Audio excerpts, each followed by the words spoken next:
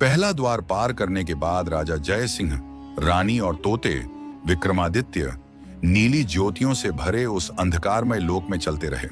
रास्ता सीधा नहीं था। कभी हवा में सीढ़ियां उभर आती, कभी जमीन अचानक धुंध में डूब जाती। तोते ने कहा, यह संसार छल का है, यहां जो दिखता है वही सत्य नहीं होता। अब हमें दूसरे द्वार की ओर जाना है, जिसे मोहिनी मृग तृष्णा की परीक्षा कहा गया है। कुछ देर चलने के बाद वे एक सुनहरी भूमि पर पहुंच गए। चारों ओर हरियाली, बहते झरने, सुगंधित पुष्प और आकाश से झड़ती सुनहरी किरणें, मानो वे स्वर्ग में आ पहुंचे हों। लेकिन तोते की आंखें गंभीर थीं। सावधान रहो, यही है मृग तृष्णा का संसार। यहां जो तुम्हें प्रिय है वही तुम्हारे सामने प्रकट होगा, परंतु वह सत्य नहीं होगा। यदि तुम मोह में फंसे तो यहीं सदा के लिए बन जाओगे। अचानक सामने राजकुमारी जय सिंह की नई रानी की कई परछाइयां खड़ी हो गईं। हर परछाई और भी सुंदर और भी आकर्षक लग रही थी। सभी एक स्वर में बोली, जय सिंह, तुम मेरे सच्चे प्रिय हो, पर बताओ इनमें से कौन सी मैं असली हूं? राजा हक्का बक्का रह गए। हर एक छवि इतनी जीवंत थी कि असली नकली का भेद असंभव लग रहा था। रानी स्वयं भयभीत हो उठी। उसने कहा, महाराज, मेरी पहचान करो, अन्यथा ये माया मुझे निगल जाएगी। तोते ने फुसफुसाकर कहा, राजन, यह परीक्षा तुम्हारे हृदय की है। असली और नकली को बुद्धि से नहीं, आत्मा से पहचाना जा सकता है। देखो, असली रानी के नेत्रों में भय होगा, किंतु विश्वास भी होगा। नकली केवल सौंदर्य दिखाएंगी, परंतु उनमें आत्मा की सच्चाई नहीं होगी। सभी छवियां एक साथ जय सिंह की ओर बढ़ी। यदि वे गलत चुनते तो सदा के लिए मृग तृष्णा में कैद हो जाते। राजा ने गहरी सांस ली और आंखें बंद कर दी। उन्होंने स्मरण किया वह क्षण जब रानी ने पहली बार आंसू भरी आंखों से कहा था, आपने हमारे नगर को शाप से मुक्त किया। वह सच्चाई और भावनाएं नकली छवि में नहीं हो सकती। उन्होंने आंखें खोली और दृढ़ स्वर में पुकारा, यही मेरी रानी है।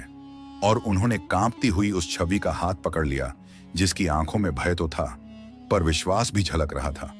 क्षण भर में बाकी सभी छवियां चीत्कार करती हुई धुएं में बदल गईं। चारों ओर का स्वर्ग जैसा दृश्य भी ढह गया। झरने सूख गए, पुष्प मुरझा गए और भूमि काली चट्टानों में बदल गई। रानी जय सिंह से लिपट गई। उसकी आंखों से आंसू बह रहे थे। आपने मुझे पहचाना, अन्यथा मैं हमेशा के लिए खो जाती। तोते ने संतोष की सांस ली। राजन, तुमने मोहिनी मृग तृष्णा की परीक्षा पार कर ली है। अब दूसरा द्वार तुम्हारे सामने खुलेगा। दूसरा द्वार पार करने के बाद राजा जय सिंह, रानी और तोते विक्रमादित्य उस अग्निमय मार्ग से आगे बढ़ते गए। आसमान धुएं से ढक गया। चारों ओर राख उड़ने लगी। पक्षियों की जगह अब काले कौवे मंडरा रहे थे और हर दिशा में मृत्यु की गंध थी।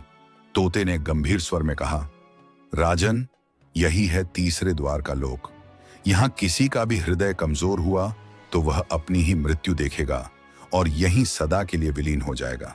कुछ दूर चलने पर वे एक अजीब नगर में पहुंचे। वहां न घर थे न लोग, सिर्फ टूटी हुई हवेलियां, झूलते हुए कफन और जलते हुए शव। हवा में श्मशान की राख फैली हुई थी। अचानक चारों ओर से करुण चीत्कार गूंजने लगे, मदद करो, हमें बचाओ। रानी कांप उठी और बोली, ये आवाजें तो जीवित लोगों की लग रही हैं। परंतु तोते ने कहा, नहीं, ये मृत आत्माएं हैं। वे तुम्हें भयभीत करके अपने दलदल में खींचना चाहती हैं। नगर के बीच एक विशाल दरवाजा प्रकट हुआ। उसके ऊपर एक काली ज्वाला जल रही थी। जैसे ही वे पास पहुंचे, वहां से एक छाया निकली, इतनी विशाल कि उसका सिर बादलों से टकरा रहा था और शरीर मानो धुएं और अंधकार से बना हो। उसकी आंखें दो जलते हुए अंगारों जैसी थीं। वह गूंजी, मैं हूं मृत्यु की छाया।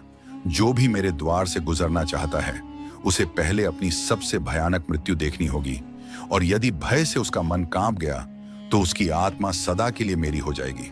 छाया ने अपनी हथेली उठाई और उसके भीतर काला धुआं घूमने लगा। फिर धुएं से 3 दृश्य उभरे।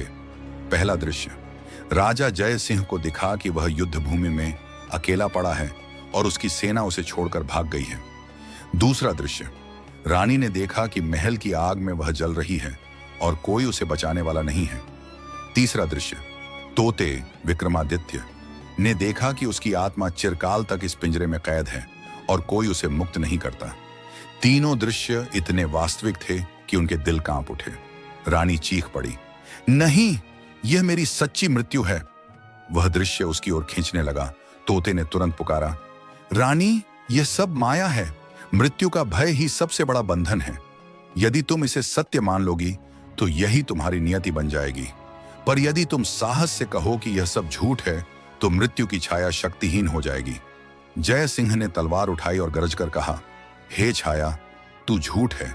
मैं अपनी मृत्यु से नहीं डरता। जब तक श्वास है मैं अपने कर्तव्य का पालन करूंगा। रानी ने कांपते हुए हाथ जोड़कर कहा, मृत्यु, तेरा भय केवल माया है। मेरा जीवन सच्चाई और प्रेम के लिए है, डर के लिए नहीं।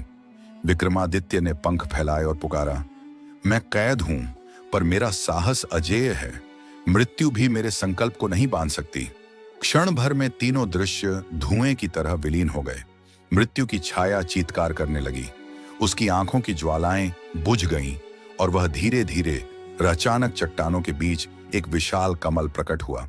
उसकी पंखुड़ियां धीरे धीरे खुली और भीतर एक अग्निमय मार्ग दिखाई दिया। आवाज गूंजी, तुमने मोह को परास्त किया। अब चौथे द्वार पर तुम्हें विश्वासघात का अग्निकुंड से सामना करना होगा। आगे का वीडियो देखने के लिए कमेंट में नेक्स्ट पार्ट या अगला भाग लिखें। साथ हमें बताएं कि हमारी कहानी आपको कैसे लगी। मिलते हैं अगले वीडियो में। तब तक के लिए अपना ध्यान रखें। धन्यवाद।